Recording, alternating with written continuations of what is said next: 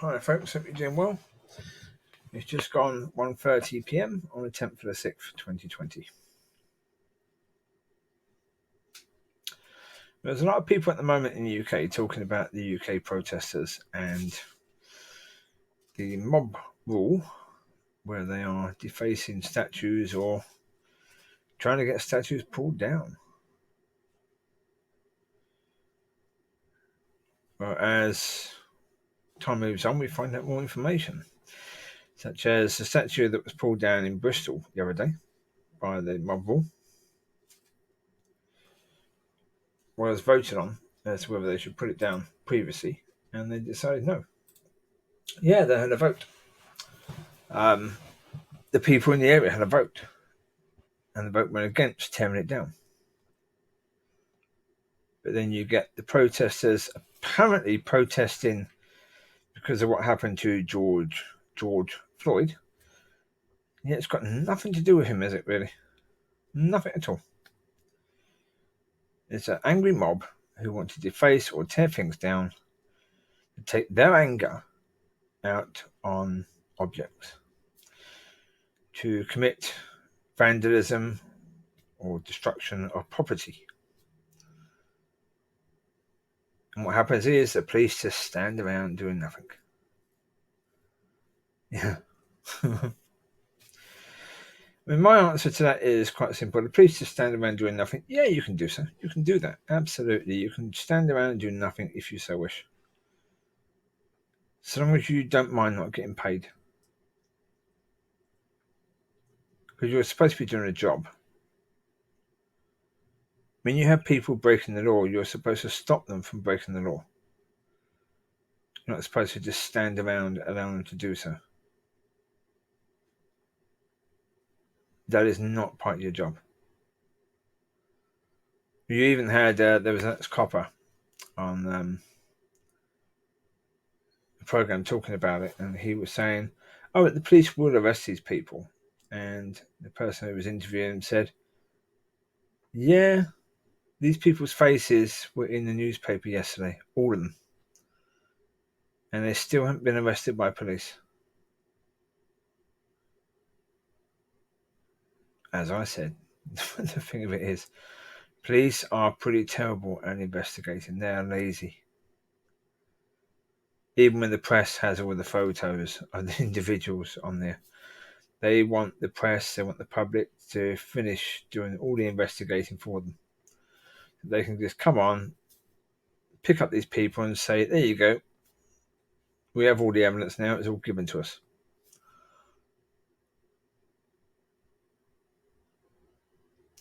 But also you have a situation right now where the police are in fear. See, they don't want to try and stop people from doing these sort of things, because if somebody gets hurt while they're trying to stop people from doing these things, yeah, they're worried that there's going to be all these accusations of police abusing their power and abusing people in England as well. Now, I would say the police have had opportunities to stop all this from happening way before it went where it's gone. But they didn't. They waited. They waited. They should have stopped them when people were just gathering, because the law is, with COVID-19, you're not allowed to gather. So the police should have just gone in there and said, I'm sorry, folks, but you're going to need to go home. I understand your anger. I understand you're angry about what's happened. Yeah, we as humans are also angry about what happened. But we do have a virus at the moment that has killed 30,000 people in our country. Yeah, we need to be aware of that. We need to be trying to make sure that more people don't die needlessly because you want to express your anger.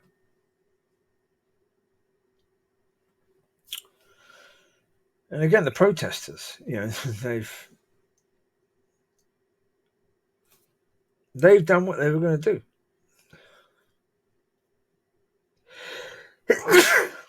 sorry, it just had sleepy coming off. Tried to deal with it, tried to stop it from happening. I was not successful in any way, shape, or form.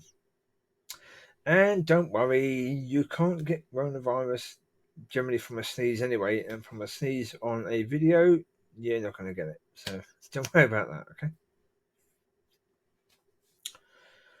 Yeah. You've even had local councillors now deciding that they're going to take down statues that they themselves don't like, preempting the mob. So again, there is a system for doing these things, and the mob and the council are just going past all these systems. It doesn't matter that we've got systems to deal with these things. That the people in the area should have a say as to whether these things get taken down. We're going to take them down because we don't like them. Who the blinking Lord do you think you are? We're going to take them down because we don't like them? I mean, we have to remember the Nazi Party, how they were burning books of people that they didn't like, how they were destroying properties and statues and anything to do with Jewish people. They didn't start arresting Jewish people. That's not how they started. They started with the mob rule. They started damaging properties. They started damaging statues and destroying things like that. So there's part of our history that we want to erase. The part of the history they wanted to erase was the Jewish.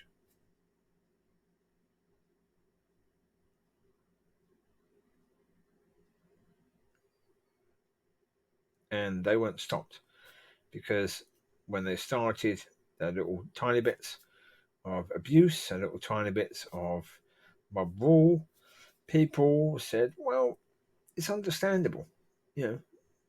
There's been a lot of things done to us by this race of people. So it's understandable you want to fight back a little bit and you want to destroy books and damage things that may have been built by these people or built in honor of these people. So we're going to stand by and we're going to say, yeah, okay, that's cool. You do that. You get it out of your system. The point is, it didn't get it out of their system, did it? It encouraged them to do more and more and more and more and more, because when people stand by and don't do anything, it just encourages it. People just keep on doing it. Especially people who are violent in nature. Or who love that sort of stuff because it gives them what they want. When you've got the mob jeering and cheering for them as they're defacing or destroying property, they're going to keep on doing it, aren't they, really? Especially when most people are either saying nothing or saying, well, it's understandable. It was something that was offensive. So what are these people doing? Well, what else is offensive? What else can we trash? What else can we deem to be offensive? Now, as someone said on radio, one day it might be you that's deemed to be offensive. One day they might come for you. But when they came for the monuments and when they came for those sort of offensive things, you said nothing. Even though those things weren't offensive to you, because they deemed them offensive and they wanted to destroy them, in mob rule, you said nothing. Then when they came for your neighbour, you said nothing.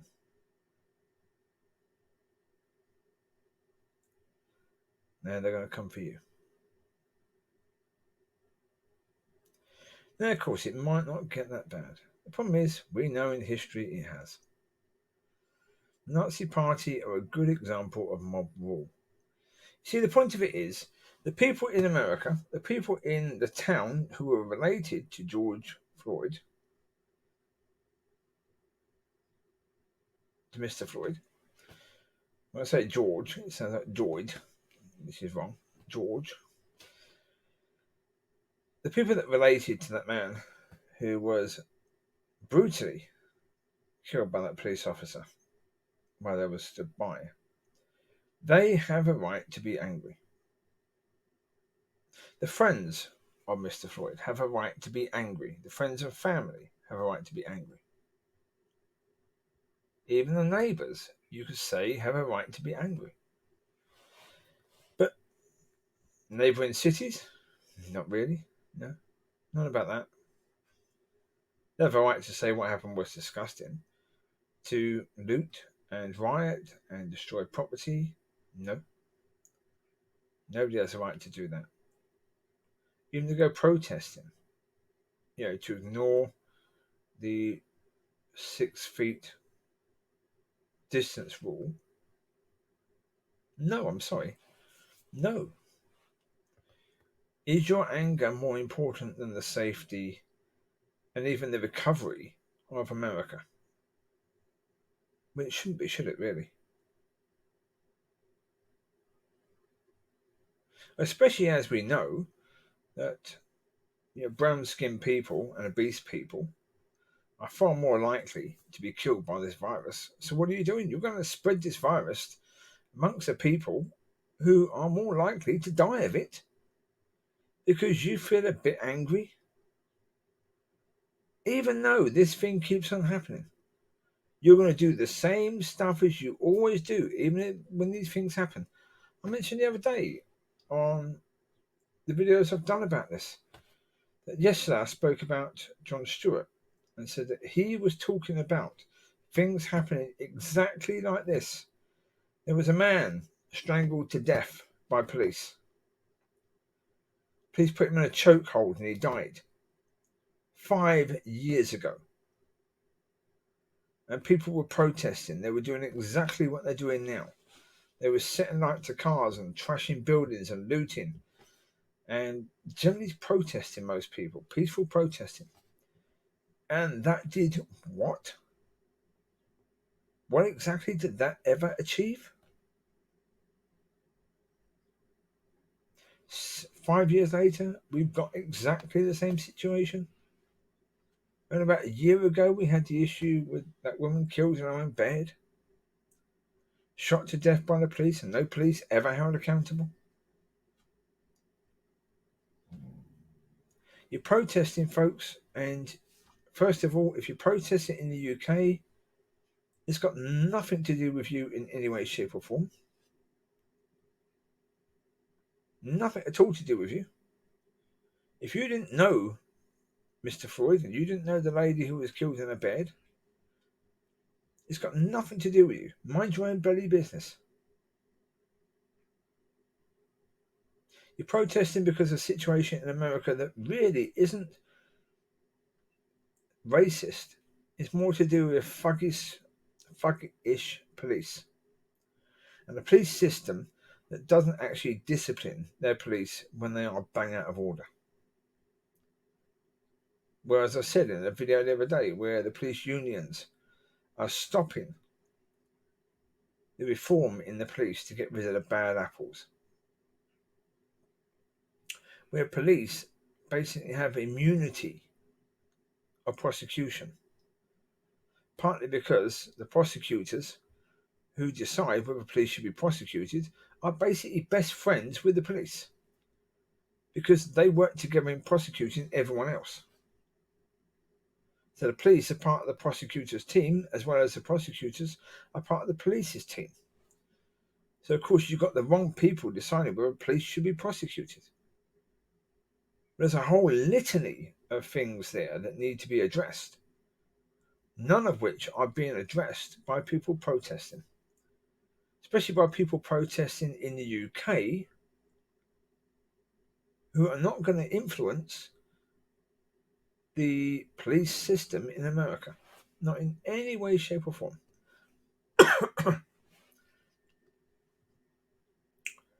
And saying, oh, but yeah, we're dealing with racism in the UK. So we're ripping down statues of people who were slave owners. Right, okay.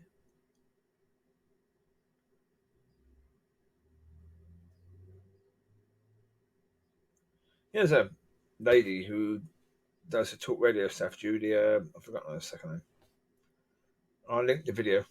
She did a video saying, "I passed this one based on empire and the slave trade, and also ending the slave trade." She also did a video earlier saying, "Our history is one where it's anti-woman, where the statues are pretty much all of men. And it's a matriarchy society. And of course, a lot of these men were anti-women. Yeah, they would have been abusive to their wives. They would have even raped their wives, because that was okay then. But when the women were marching about women's rights, they weren't tearing down statues. They understood. That was history. That was the past. That was where we were then. We're not there now, so why don't we just be thankful that we moved on? Be proud of the fact that as a nation we have moved on, that our police force doesn't do that, that we don't behave in that manner. Instead, focus on the fact that once upon a time we were a nation that encouraged slavery. Let's rage against that system that died hundreds of years ago. That system that this country was one of the most important forces in ending slavery. But let's forget that.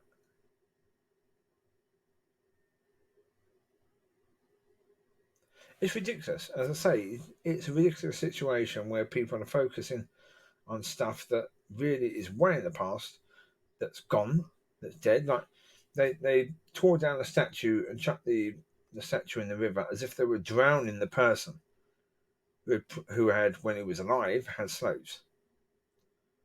This person's been dead for hundreds of years.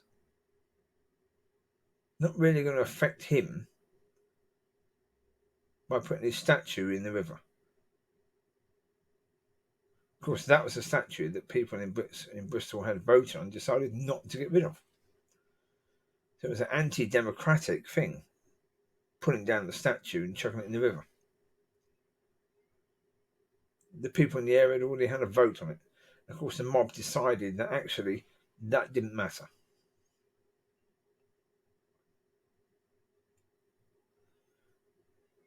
What I find most disturbing about this whole situation with regards to these protesters, especially in other nations, is that the media are so fearful, so incredibly fearful of these people. They just won't speak out against them. They just won't do that. They should. Where it matters, they should. Peaceful protesters, to a certain degree, fine. It's understandable. You're angry. You want to go out and have your voice heard. That's understandable. It should be really one protest, one day's worth of protesting. It shouldn't have gone on for days and days and days and days and days. It didn't happen in this country. It didn't happen in your town. It didn't happen to someone you know. If it did, it would be completely understandable it going on like it is in America. Certainly in the town it happened in the city it happened in. That would be completely understandable for them to still feel angry about this. But the further you go away from that particular city, the less really it should be continuing and continuing and continuing. It's just an excuse for some angry, frustrated people to go out and vent. That's all it is. And you shouldn't be using the name of Mr. Floyd to do so. You really shouldn't. It's disgusting that you feel it's okay to sort of associate what you're doing with his death. Because what you're doing has got nothing really whatsoever to do with his death. If you want to protest the police in general in America, then I'll tell you what, wait till coronavirus has died down. Next time there's an incident in America, go over there and protest with the Americans. Right, spend the money flying over there, buying a hotel, renting a hotel room over there, and stay for a month. and protest. Right? Peacefully protest over there. Do that. That's how you're going to make a change. If you get 10,000 British people going over to America and joining the protesters on the streets in America, you might actually make a difference. Protesting in the UK, you're not going to make the blindest bit of difference to what happens in that city where a police officer has killed somebody.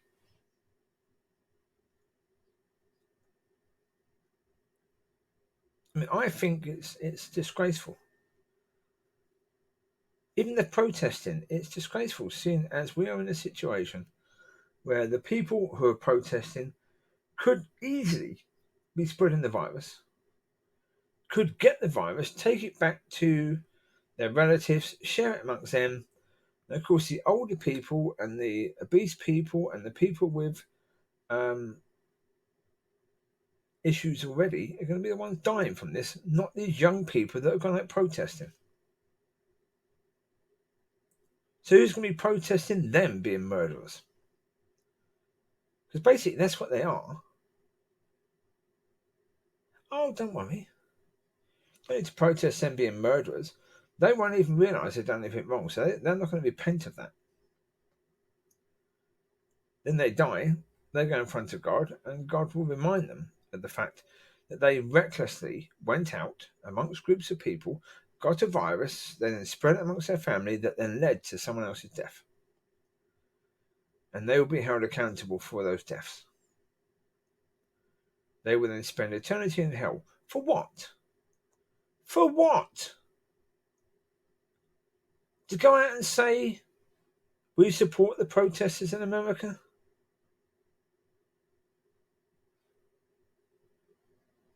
How many other protests have there been in the past where you supported them, but you didn't fly out there to join them, did you? You don't really support them, do you? Like you got here on the thing, the TV program this morning, Little Mixes, which is a pop group, Little Mix. Leanne feels weight lifted after speaking on racism.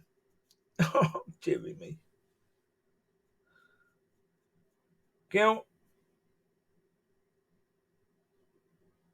Little Mix, Leanne, had you forgiven the people in the past, that weight would have been lifted years ago.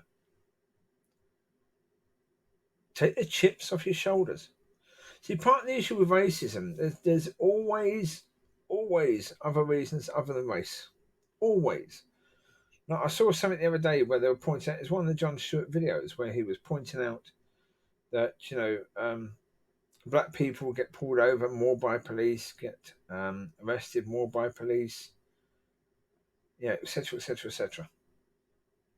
It's not simply because they're black. It isn't simply.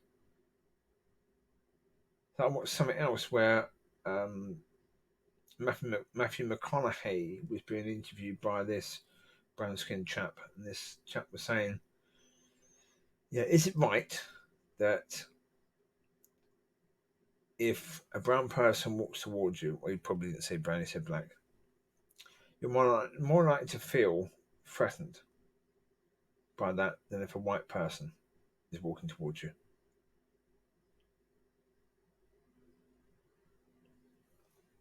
Not necessarily. Not necessarily. It depends on where you live. To start with, really, it does.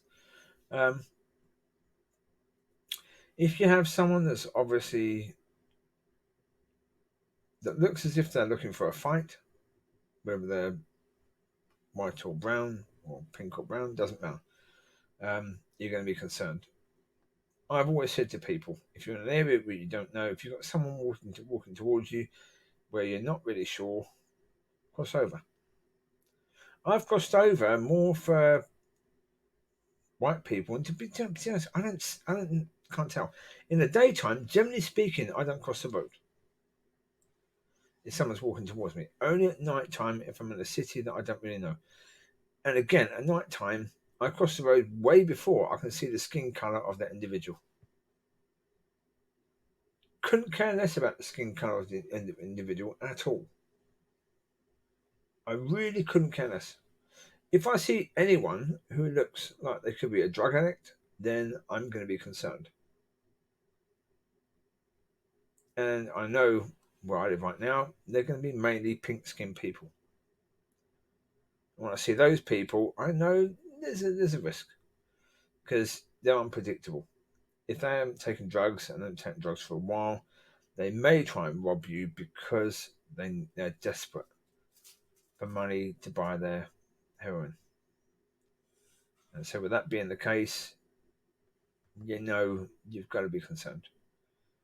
Now, if you are in an area that is predominantly brown-skinned people, well then, yeah, you are likely to be concerned.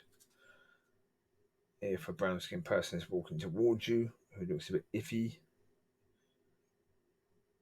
to be honest, you as an individual have to make decisions upon your own safety.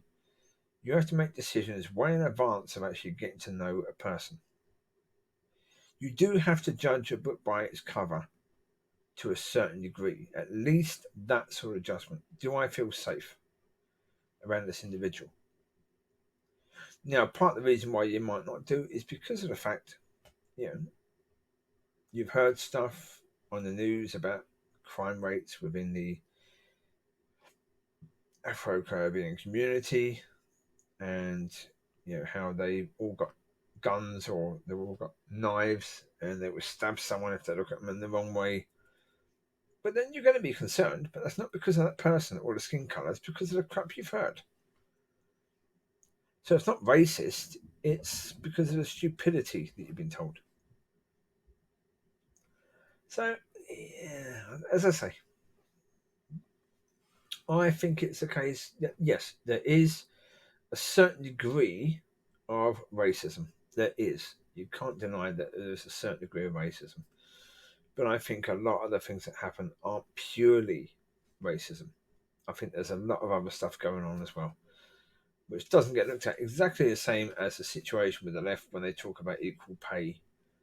You know, there are pay discrepancies that are due to so many other things than whether people get paid equal hourly rates. Because when they've looked at it, they've seen, yeah, people do get paid equal hourly rates. It's just that there are so many other things that can impact how much someone actually takes home. Yeah, you've got to look at the full picture if you're going to understand it. And the problem is, at the moment, people aren't prepared to look at the full picture. They simply see it based on race. And I know it is a case where the same as women can get offended by a comment a man makes, even though it's not sexual, even though it's not anti-woman, they can still get offended because they perceive it as that. I know an awful lot of racism is perceived racism, it's not actual racism. And the problem is, how do you deal with perceived racism? Should you apologise if someone perceives that you're being racist? No. You've done nothing wrong. Your apology would be in the area of, I'm sorry you feel that way, which is not an apology at all. So don't even try and apologise for something you haven't done. There's no point. And don't apologise for other people's stupidity that they've perceived that you've done something you haven't done. Yeah. It's a blinking minefield out there. Certainly with people's understanding of this sort of stuff, it's a strange business, to say the least. You take care, God bless, and I will speak to you soon. All right, have a good one, and have a good rest of the week, and keep out of trouble the best you can. You can support the protesters in America without actually going out on the streets causing a problem, okay? Find a different way. Find a different way. God bless. Bye-bye.